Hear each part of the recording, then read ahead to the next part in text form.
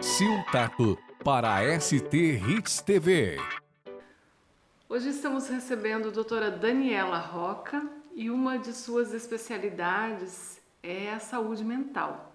A doutora trabalhou muitos anos tratando da saúde mental de pessoas, não sei se podemos falar no CAPS, Sim. também no seu consultório particular durante aí mais de 5 anos, né?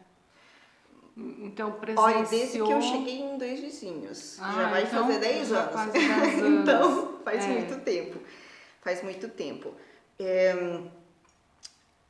Cheguei em Dois Vizinhos, não era a minha especialidade.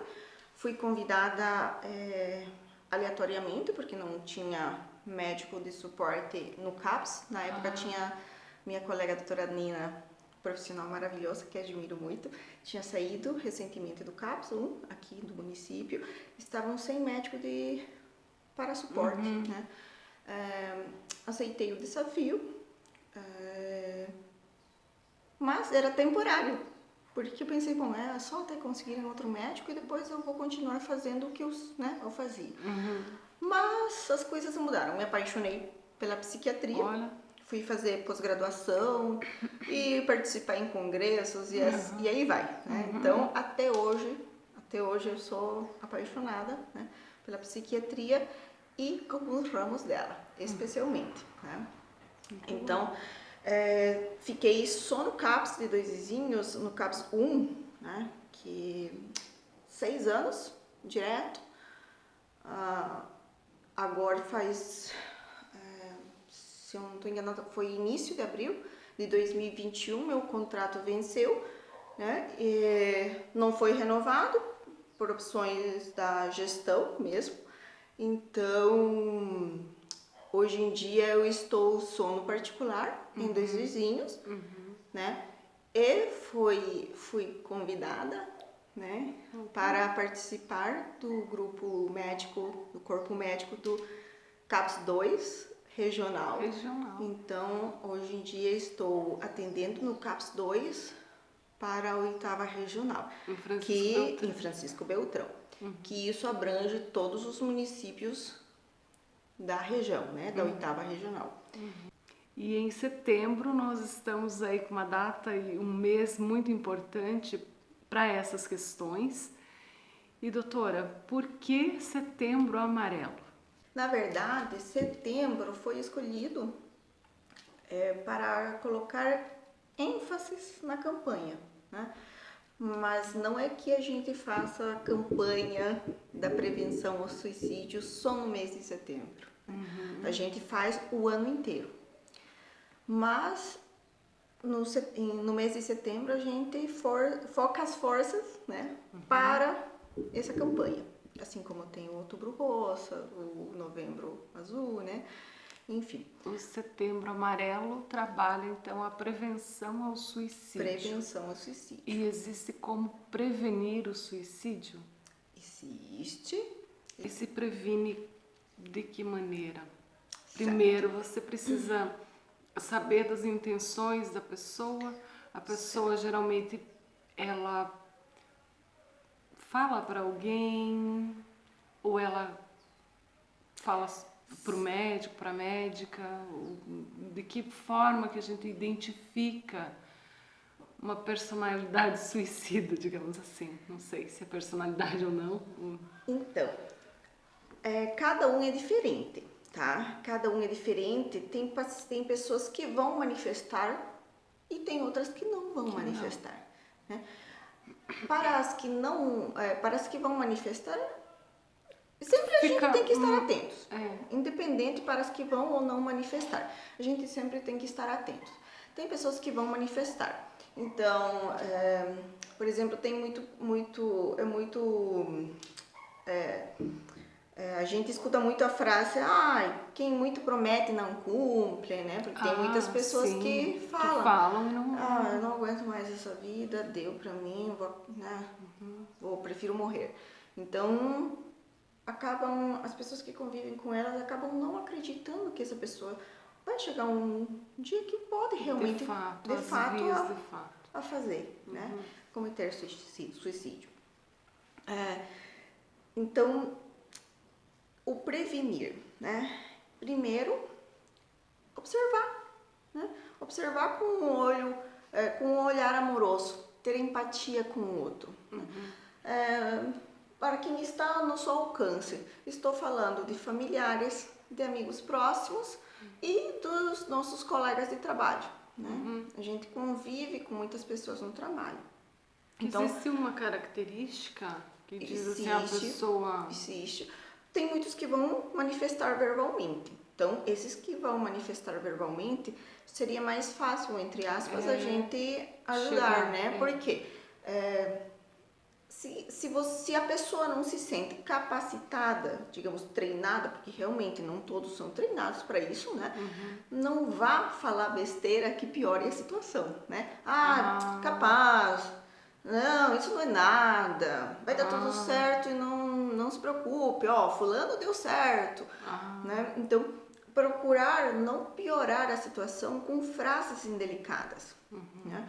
Então, se tu vê que não está bem, seu colega, seu amigo, seu familiar não está bem, procure levar para um profissional capacitado, para um serviço capacitado para esse acolhimento, né?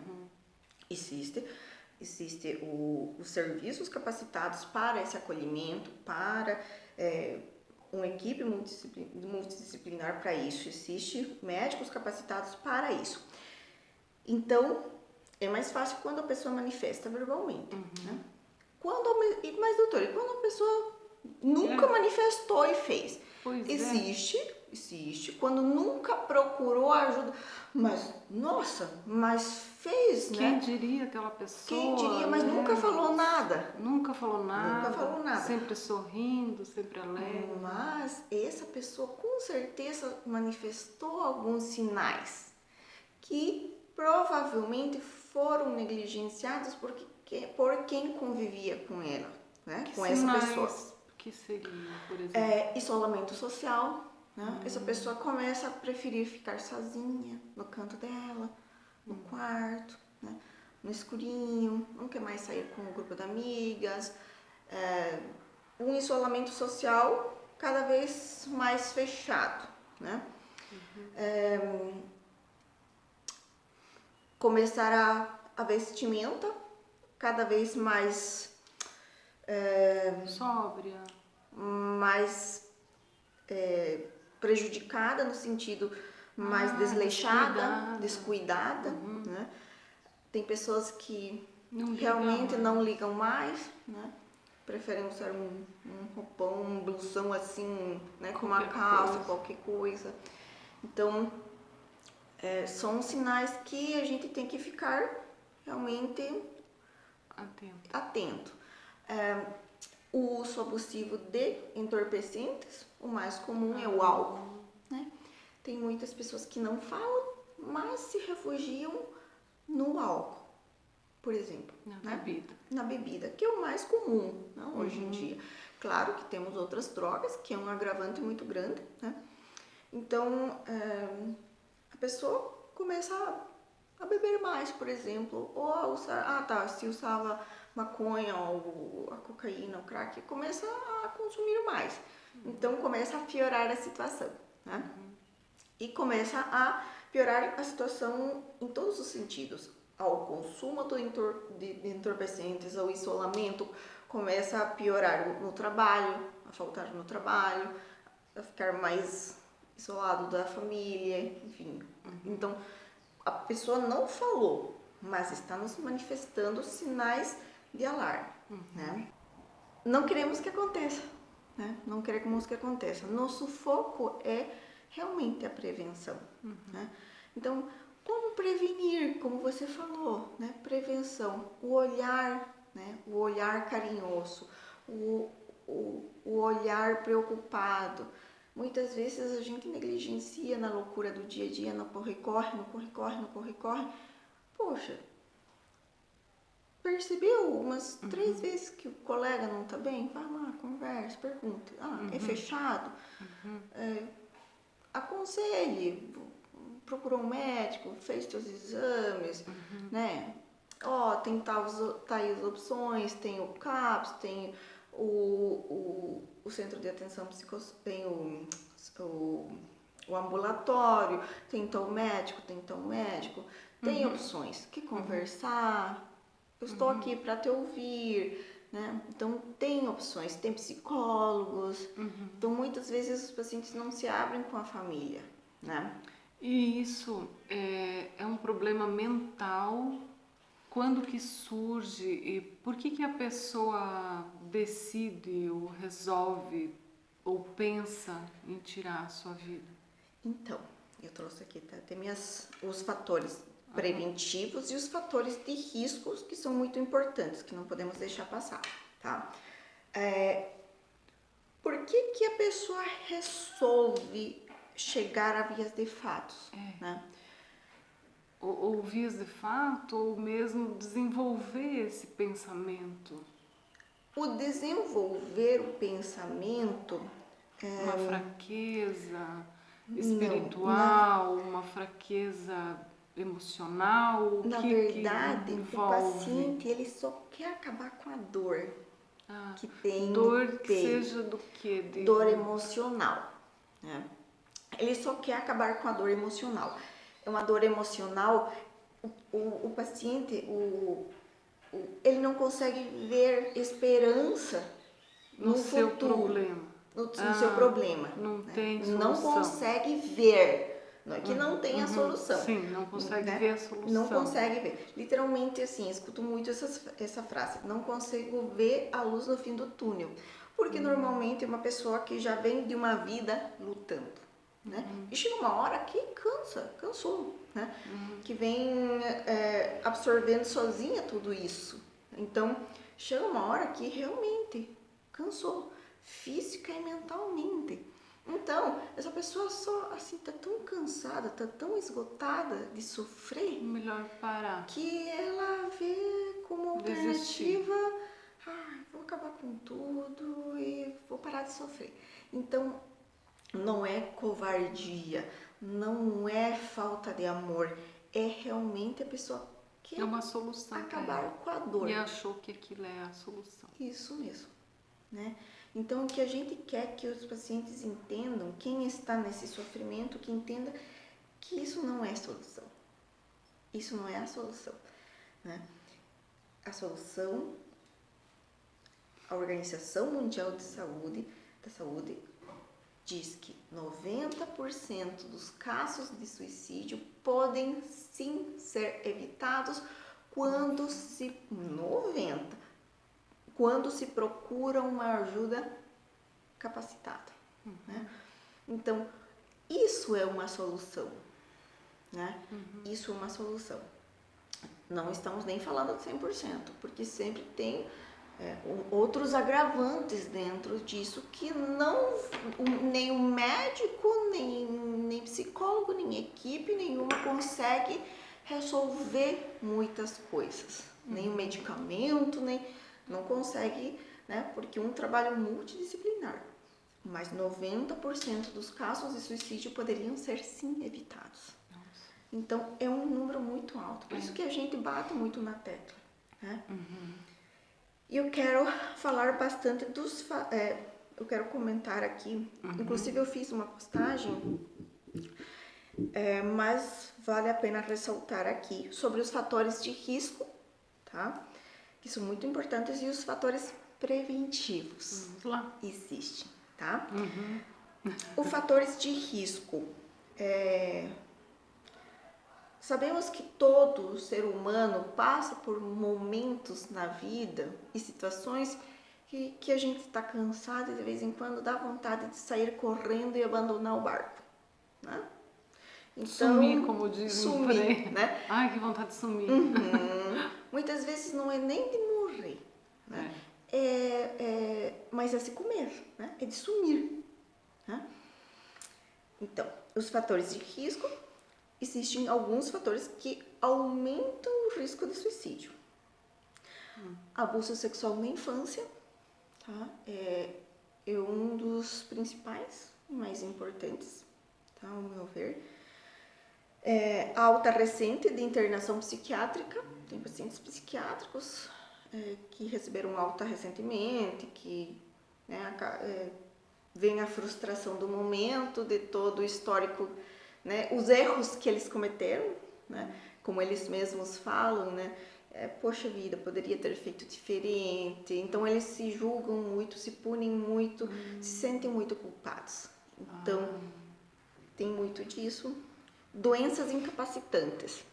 Dentro dessas doenças incapacitantes existe muito a questão da fibromialgia, que é a dor crônica. Que não tem fim. Porque escuto todos os dias no consultório a frase: doutora, não é vida estar com dor 24 horas ao dia. Então, quase 100% dos pacientes com fibromialgia desenvolvem um processo depressivo, né? Então, é complicado. Se é complicado para quem não tem dor no dia a dia, na rotina, né? Imagina para quem tem dor 24 horas ao dia e ter que exercer suas funções rotineiras, desenvolver toda a rotina com dor, né? Então, é complicado. E outras incapacitantes, né? Para isso, o isolamento social, né? Que comentamos. Um histórico de suicídio na família, tá? O histórico, isso mesmo. A tentativa prévia. Tem pacientes que já tentaram, exatamente. Não deu certo, pode tentar de novo. Por isso que a gente nunca tem que duvidar, né? E doenças mentais no geral. Isso engloba pacientes que são bipolares, por exemplo, né?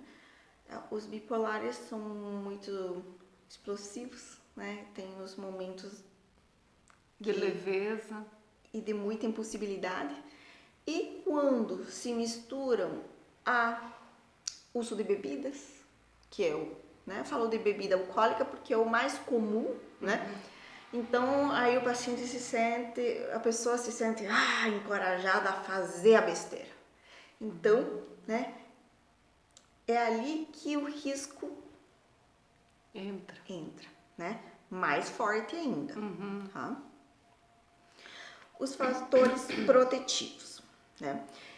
Existem, assim como existem os fatores de risco, existem os fatores protetivos para uma pessoa, né? Que podem realmente agir como uma proteção realmente para essas pessoas, mesmo que essa pessoa não esteja bem. Tá? A ausência de doença mental, né? Que essa pessoa não tenha uma esquizofrenia, que essa pessoa não tenha um transtorno bipolar, que essa pessoa não tenha um episódio depressivo. Existem vários, né? Tem o leve, moderado, severo, enfim, várias subclasses. Uma autoestima elevada, né? Isso é muito importante, isso eu sempre friso muito para os meus pacientes.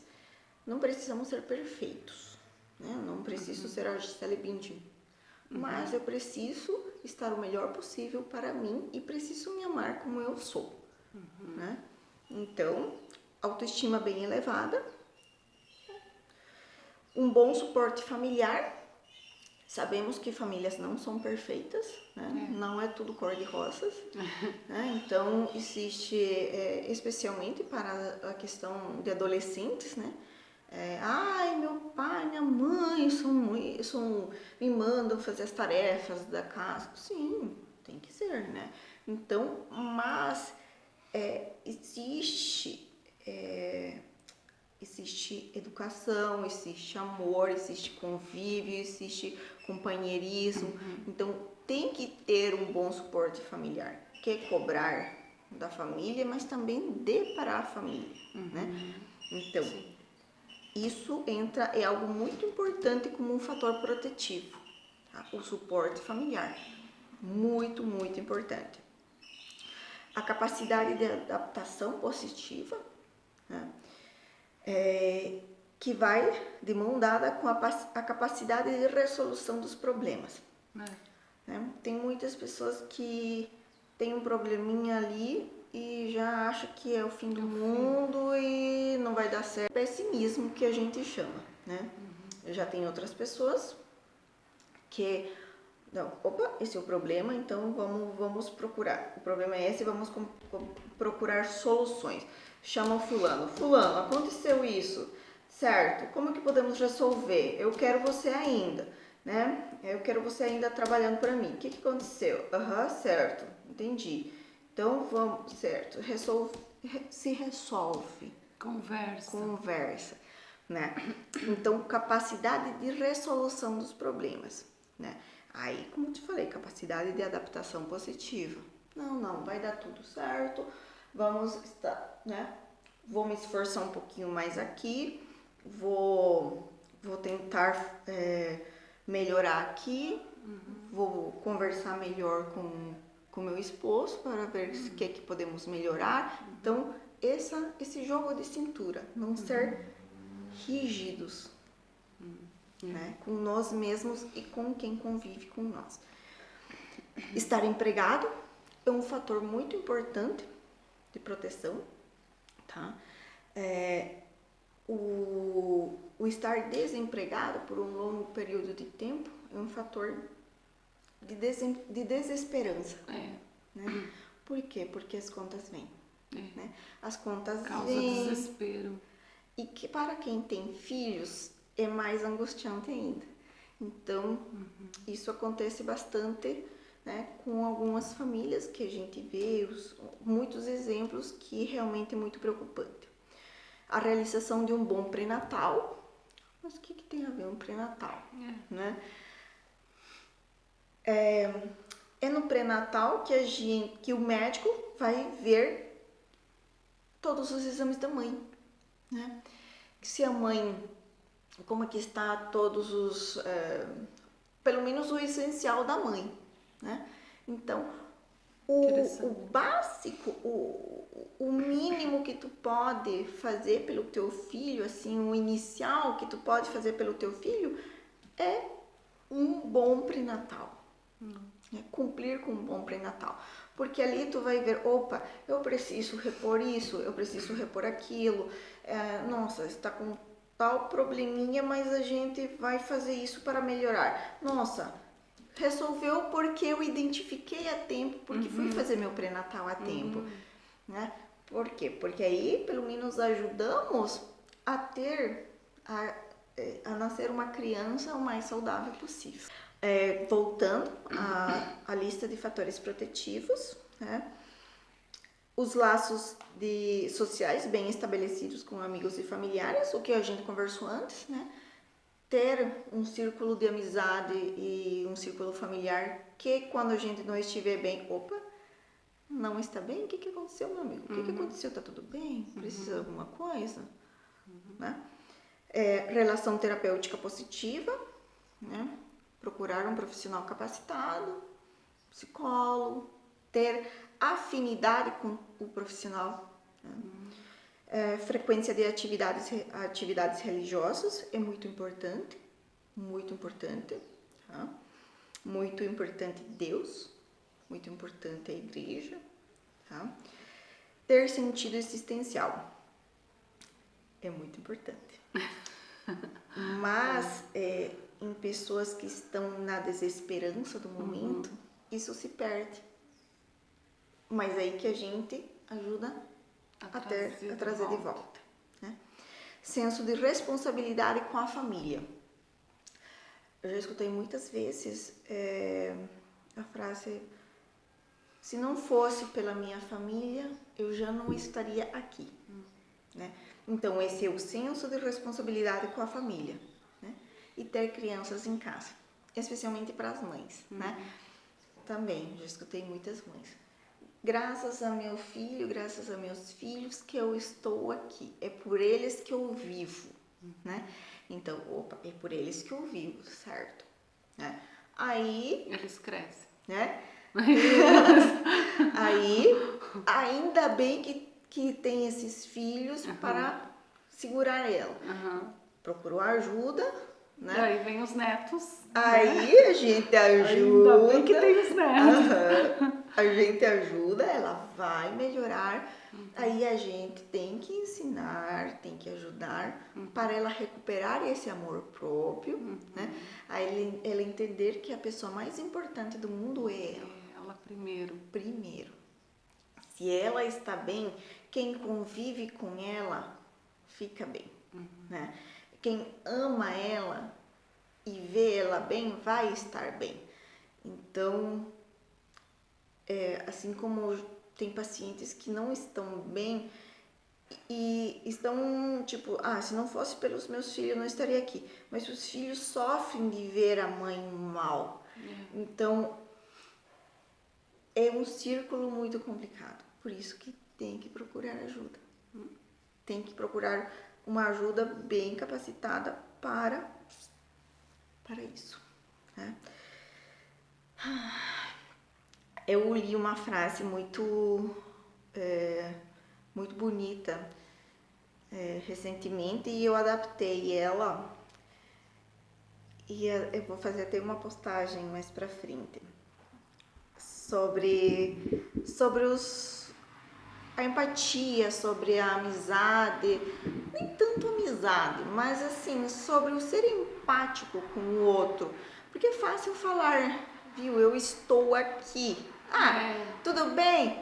Pra que tu pergunta se tá tudo bem? Se a pessoa te fala, não tá tudo bem, o que tu vai responder? Vocês já pararam pra pensar que a gente muitas vezes se cumprimenta? Oi, Sil, tudo bem? Tudo bem. Né? Porque você está E se a esperando pessoa uma fala, resposta. não tá tudo bem. Opa, E aí? eu não esperava essa resposta. E aí, o que eu faço? Né? Então, por costume, só que a gente pergunta. Uma palavra de conforto, de ânimo preparada para aquelas pessoas que porventura falarem, não tô bem. O que aconteceu? Né? Você está precisando de quê? Né? Às vezes só ouvir, né? Mas o ouvir e saber gerir essa informação, né? Não falar besteira, não sair por aí espalhando essas informações, né? Então, ter maturidade quando você recebe essa informação, né? Então, olha as suas palavras-chave, né? Empatia, né? Hoje em dia, empatia, nem no trânsito a gente vê mais empatia. Empatia, eu acho que se perdeu. Eu acho que a gente tem que voltar a ser empático, né? Tarefa para reaprender a ser empático, né? Empatia, maturidade, calma, né? E bom senso. Uma pessoa que não, eu não sou profissional da saúde. Você não precisa ser profissional da saúde, né? Você precisa ter empatia. Então, vamos parar para refletir nisso. Então, a pessoa precisa que ouve, não precisa ter uma capacidade técnica para resolutividade, para resolver o problema do amigo, né? Não, você tem que ter empatia para receber, para identificar, né? Maturidade para receber e um bom senso ali para ajudar. Né? Realmente é algo, né, que está te incomodando já há um bom tempo, né? Não está dando para lidar mais. Vamos procurar uma psicóloga, tem psicólogos muito bons na cidade. Não quer. Aí tem que conversar com alguém de confiança da família, né? Que o paciente escute, que tem essa afinidade, né? Porque tem muitas pessoas da família que o paciente não tem essa afinidade, né? Ou algum amigo que a gente que a pessoa saiba que o paciente vai ouvir, né? Então buscar soluções. O problema está aí. Apareceu, né? Quem quer resolver vai lá e ajuda. Isso mesmo. Procura meios. Ficar quieto e fingir que não viu, não dá. Ou né? imaginar que é só aquilo ali, não vai dar nada. Isso mesmo, né? O duro é chegar no coração dessas pessoas. Porque às vezes a pessoa que tá, não sei, doente, ou tá com essa questão mental, com essa fraqueza, não sei Não como... enxerga. Não sei como chamar direito, mas ela não enxerga e ela não sente. Isso que eu digo, por isso que eu pergunto... Desesperança, né? Há prevenção? Há entre amigos, família, 90%. É a grande. identificação. É grande, né? Então há solução. Mas e para uma mensagem dessa chegar numa pessoa, na pessoa mesmo? Tá lá pensando, é hoje que eu vou fazer. Então, doutora, para a gente finalizar, eu gostaria que você deixasse essa mensagem para essa pessoa que já está pensando em vias de fato, como tocar na alma dessa pessoa. Doutora Daniela Roca. Então, bato na tecla de novo. Tudo nesta vida tem solução, né? Quando você não está vendo uma solução, é porque realmente você está cansado, né? Você está cansado muitas vezes de um longo histórico de sofrimento, né? E não é porque você é fraco, é porque realmente teu histórico de sofrimento tem te esgotado, tem te desgastado bastante.